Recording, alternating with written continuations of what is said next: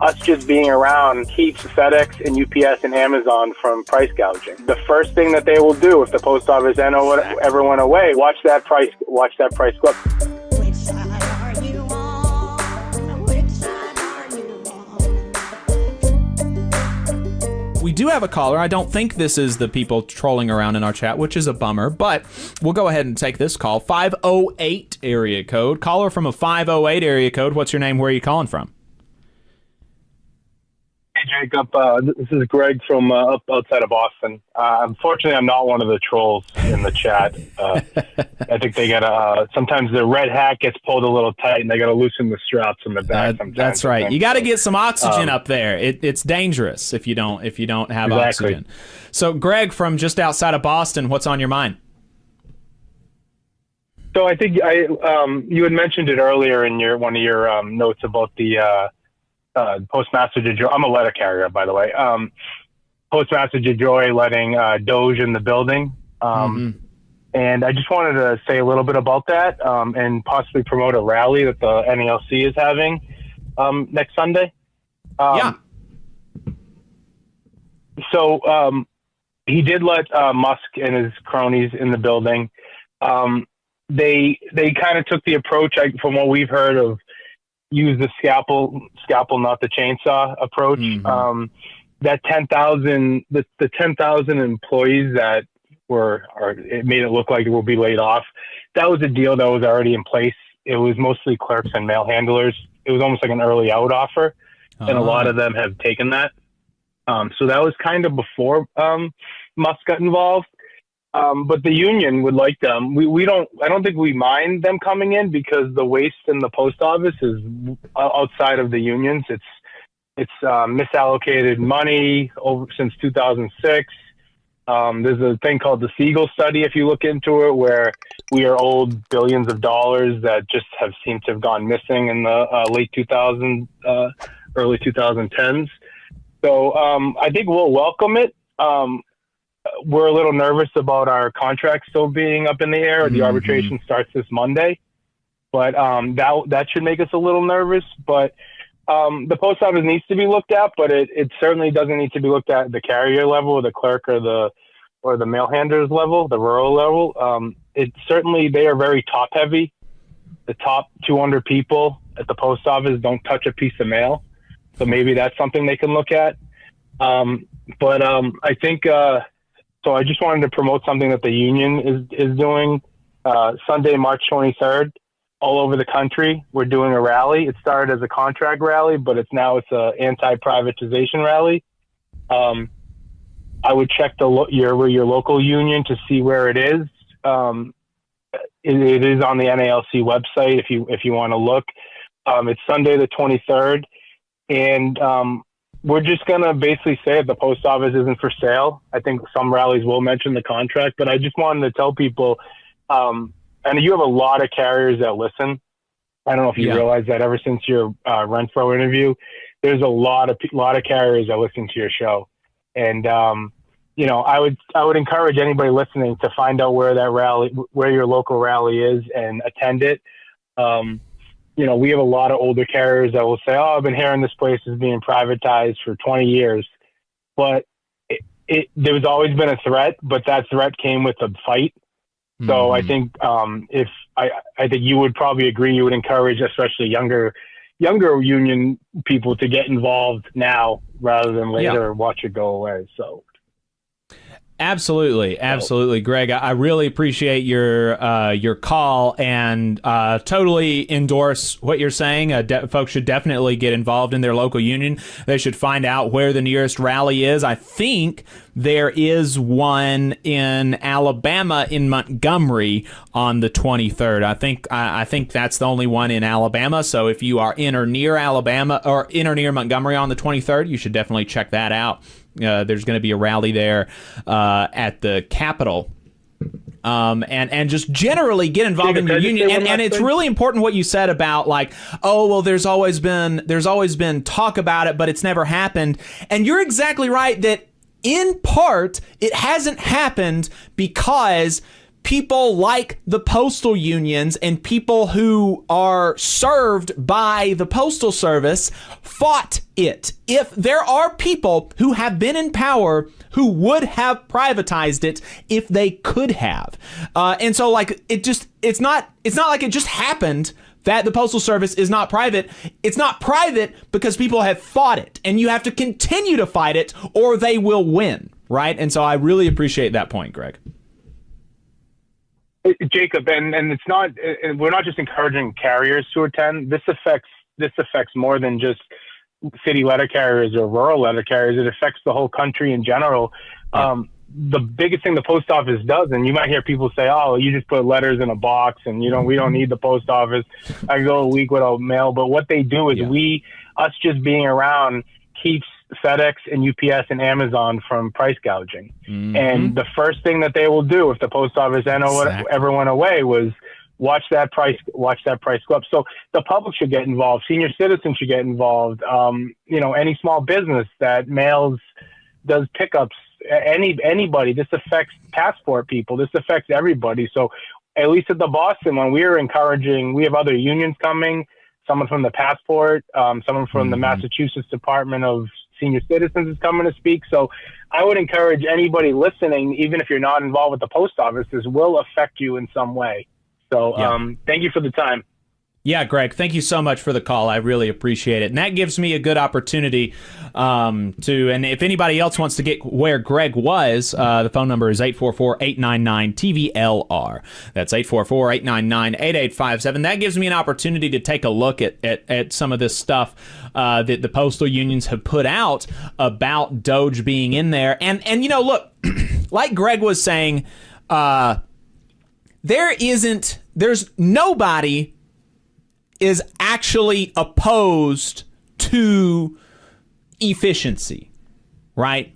Nobody is actually opposed to efficiency, and there are people in all government agencies, including very, very much including within the labor movement and among the rank and file of the labor movement in the federal workforce, the leadership of the federal labor unions. There are people at all levels who would support genuine attempts to make things more efficient, including like at the Postal Service, where, as we've heard, carriers call in time after time after time, talking to us about how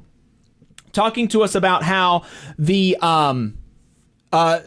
Postal Service is so top heavy. There's a bunch of people who don't even touch the mail. The number that I've heard over and over, it was something like there used to be one carrier for every 24 or 42 managers, and now there's 1 to 7, right? And so like when you start getting more and more management, more and more administrators, and less people actually doing the work, right? There's, I'm sure, opportunities for efficiency, but this DOGE stuff is not being done in good faith. And so this is my view.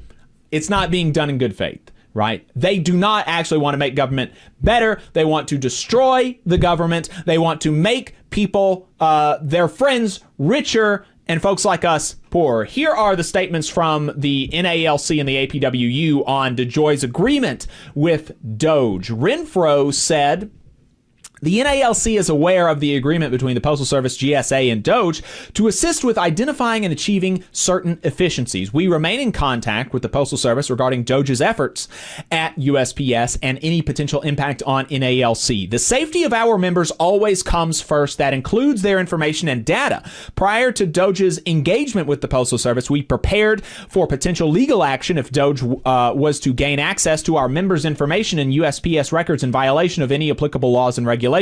We also expressed our concern over the privacy of our members' information to the Postal Service leadership. Our understanding of the agreement between the Postal Service and DOGE is that it does not grant such access. That's a really important win. We commend the Postal Service leadership for protecting employee information. Still, we continue to closely monitor the situation and will fight like hell against any attack on the rights and privacy of NALC members. In a letter to congressional leaders today, Postmaster General DeJoy laid out some of the big problems DOGE could assist with. Some of these are issues we've been actively engaged in and advocating for years. These include the Postal Service's misallocated pension liabilities, which has cost the agency tens of billions of dollars, and a new investment strategy for the Postal Service's 3 retirement funds, a new investment strategy for the Postal Service's 3 retirement funds, which are currently held in treasury bonds, missing out on hundreds of millions of dollars in annual returns.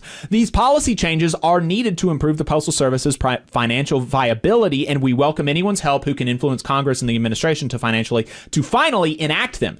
As DOGE attempts to tackle these or any other issues at the Postal Service, it is important that they know what our members do and who they are. Letter carriers are lifelines to American communities who uphold our constitutionally mandated service obligation by delivering to 169 million delivery points, including 51.5 million rural households and businesses, 6 and sometimes 7 days a week. 5 years ago, during a global pandemic, when most businesses shut down, letter carriers did not take one day off. We did not work from home. Instead, we delivered every single day, just as we have for 250 years. If DOGE wants to improve the Postal Service's finances, the above actions will do just that. Misguided ideas like privatization will not.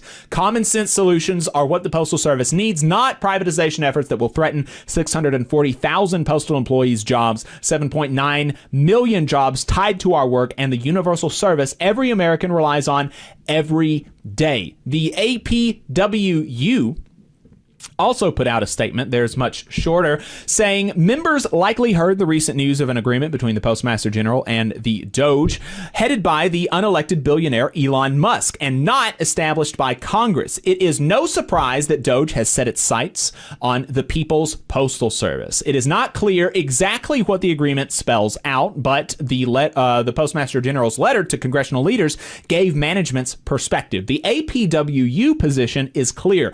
There is no legitimate role for DOGE in the USPS or any other federal agency. The Public Postal Service was created by Congress as an independent government agency with robust oversight from the Office of Inspector General, the Postal Regulatory Commission, and the Board of Governors, as well as congressional committees. The National Executive Board, in a meeting on March 14th, discussed the developments and confirmed that the union remains on full alert and will continue to monitor the situation.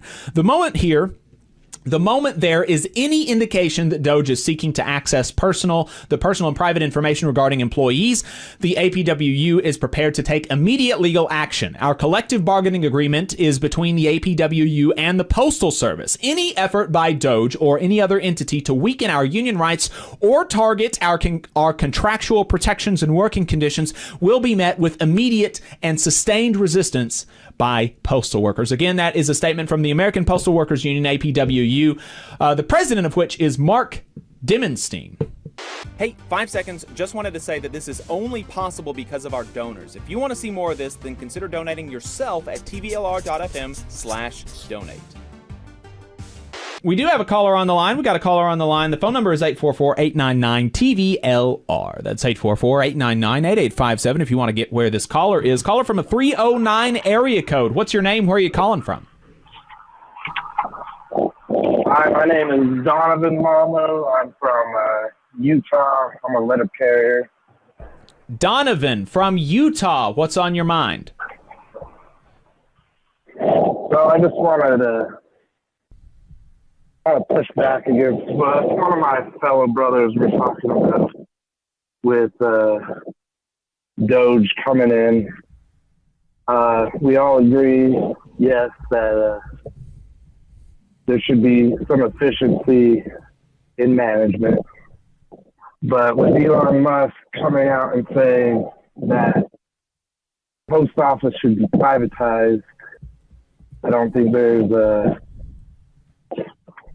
good faith argument to allow DOGE into the post office.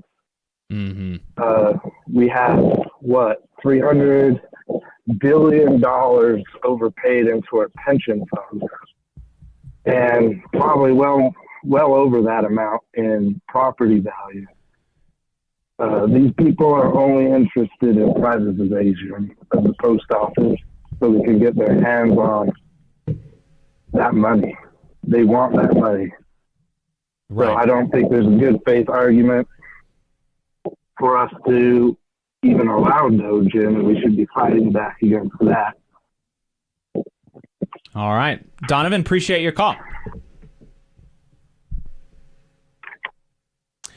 Yeah, I'm inclined to agree. I think that Greg was. I don't think necessarily even that Greg would disagree with you. Although he can let us know in the YouTube chat what he thinks of your call. It seemed like he was skeptical, but wanted to try to be as charitable about these sorts of things as he could. But yeah, I think I'm generally inclined to agree that just the presence of DOGE, because right, they have already shown themselves to be a bad faith actor, right?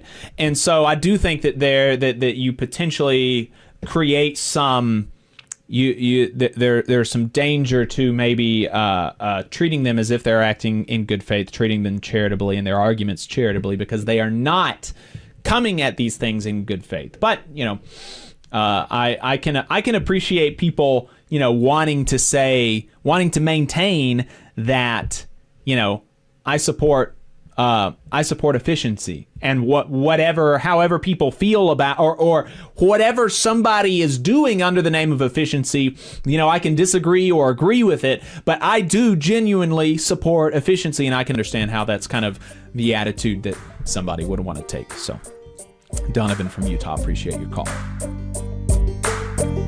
You just saw a clip from the Valley Labor Report. We are live every Saturday morning from 9:30 a.m. till 12:30 p.m. And we pride ourselves on keeping all of our content free to everybody so that we can talk to as many working folks as possible. If you support the work that we're doing, you think that it's important, you think that it's good, then consider making a monthly contribution to the project, and you can do that on our website, tvlr.fm.